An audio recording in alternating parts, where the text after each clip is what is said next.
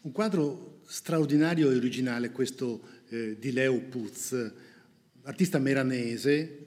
che presenta molte facce e la cui attività segna una parabola singolare e inaspettata. Dentro a questa vanitas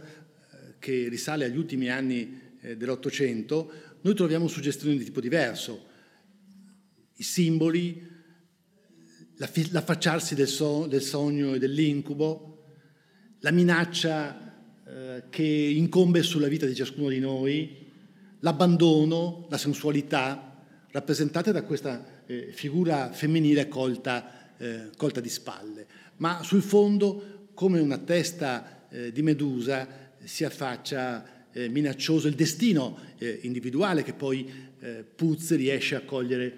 con tanta efficacia e con tanta drammaticità.